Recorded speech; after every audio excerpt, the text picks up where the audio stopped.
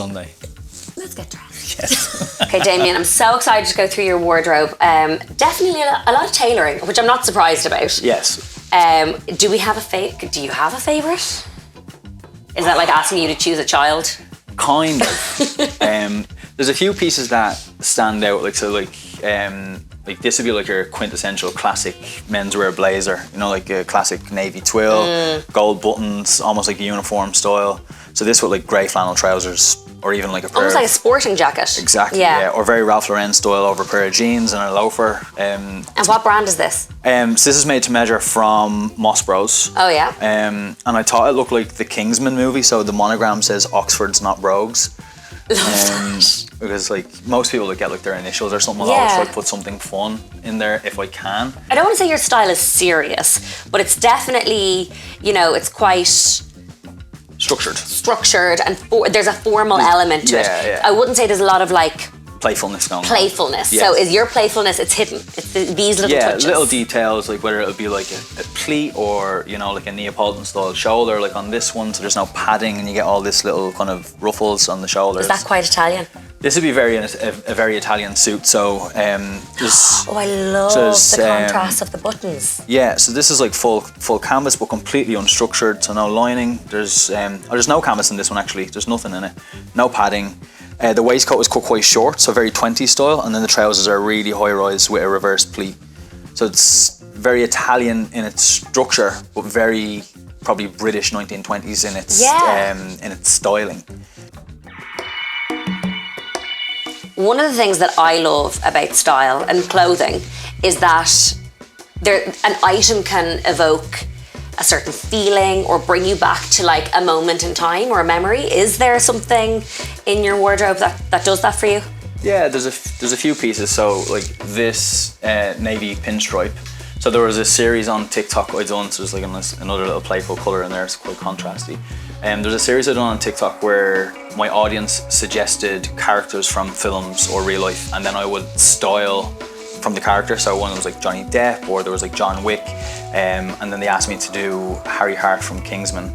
And that series of videos performed really well, and this suit always reminds me of that series. And then there's obviously... And probably like reminds you of, you know, your success and this growth around a certain period in, I mean, what you've been doing for a very long time, and then, you know, you grew astronomically. And that was probably in like the peak of my consistency in those videos. Yeah. Like I'm not as consistent now because there's so much traveling going on. But that suit always reminds me of that little period when I was like pumping out videos every single day consistently, like my birthday, Christmas Day, Valentine's Day, no matter what it was, there was a video going live. This all looks like a capsule collection. Yeah. You know what I mean? Theoretically, yeah. Like it should. Like I mean, this jacket should theoretically go with most of the trousers that I own. Yeah. Or like vice versa. This jacket should go with like.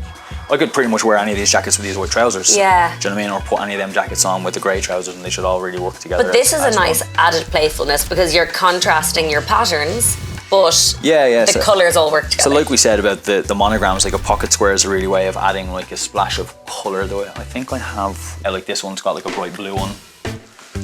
Just as you were moving your hands there as well, I realised that actually a lot of the playfulness in your outfits would be the contrast with your tattoos and the tailoring. Yeah. And that juxtaposition is almost the playfulness as well. So this would be like a very kind of 1920s style suit. You've got like the peak lapels, then the waistcoat is cut really high. So the opening of the waistcoat is way up here. Yeah. And then the trousers are like quite high rise, and even the hem on them is quite wide. So they're quite classic leg. And then the back of this jacket then has got a nice little the belt and the pleats, which would be, you know, you just don't see this at all. And this is actually a ready to wear piece. Oh really? So this brand from London, Thomas Farthing, are the only brand I've ever seen do that. Put a belt and pleats on the back of a ready to wear jacket, which was a really nice touch. So I think for a man's wardrobe, he should always have a classic navy suit, a classic grey suit, a classic navy suit, a tuxedo, and a good overcoat. And then everything else can then start to come out afterwards. You know this. So the Kerr label on the inside of this jacket says, unlike your mother, we're not going to tell you how to do your laundry. And then this says like, do not bleach. That should be a given. What does it say? Iron on low, It's like, don't be a daredevil below 30. Professional dry clean only, maximum 4 times a year. We're watching, so it's like little fun little details on the care label. But like even 4 times a year dry clean only shows you how little. Yeah. As long as it's hung on a decent hanger and it's stored in, you know, a nice kind of dry place out of the sun, that will literally last you forever. Well, like when I moved to Italy, coming back here, when I went to America, I'm going to Amsterdam tomorrow, and then Pisa, and then Florence. This thing goes everywhere with me, and it's my dressing gown. The iconic piece in your wardrobe is a dressing gown. I love it. Yeah. This is what you wear for the beginning of your... Most of the videos will start in this. Yeah. There is a few, like we had a video that we shall not mention that I recorded in a monastery in Italy on a wellness retreat, and it's been dubbed Yoga Gate. But most of them start in this. And what is it like? I mean, where did you get it? These are handmade in Hamburg in Germany, and they reached out on Instagram and offered to make me one, and I obviously said absolutely. Yes, please. And then they make like matching pajamas and everything, and I don't wear pajamas. It's just who I am. People always just like, you know, do you wear a suit to bed? I'm like, no. But yeah, this is probably one of my favorite pieces. Even though I love all my suits, but this is a special piece just because it's just so bougie. It's just so out there, and I love it. And it's great. It's quite Hugh Hefner, I gotta say. A little bit longer than Hugh's. I think Hughes wore like a shorter smoking jacket, but I love like the shawl collar on it, and it doesn't button. It's like a silk belt that ties around the front, and like ties in with the lapels. They've got like big patch pockets. It's even got a breast pocket, which I've not found a use for yet. Maybe, but it looks the part. It looks the part. Yeah, I don't smoke cigars or anything, but a cigar in there would look amazing. Even like the turn-ups on the sleeves. It's just a really beautiful piece. A piece that'll stay in your wardrobe forever.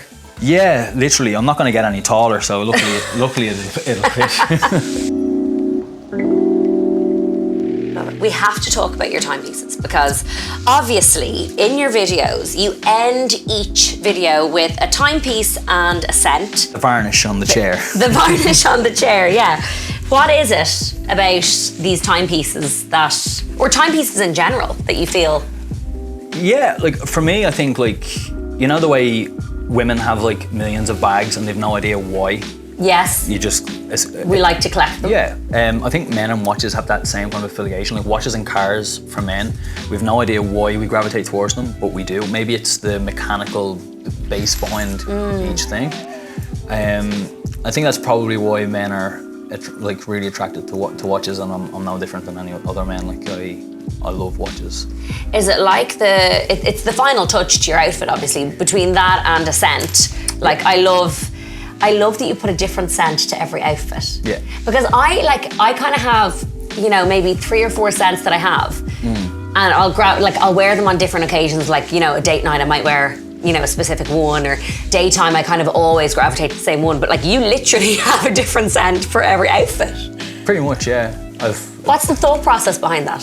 So when it comes to choosing a scent, the occasion will always take precedence. So if I'm doing something that's like in a really like nice establishment, or if I'm wearing a tuxedo, then it's going to be something that has a specific scent that communicates with the outfit. I think when I smell something, it kind of transports me somewhere. So if it's like, say, something that's a little bit citrusy and a little bit kind of summery and fruity, I can imagine like Aperol spritzes and the ice rattling in a glass, and like I'm on the Amalfi Coast. So if I'm wearing, say... The dream. Of course. If I'm wearing like linen trousers and say like a striped shirt and it's like left open or something like that, where the outfit also communicates that kind of vibe, then I'll pair those two together.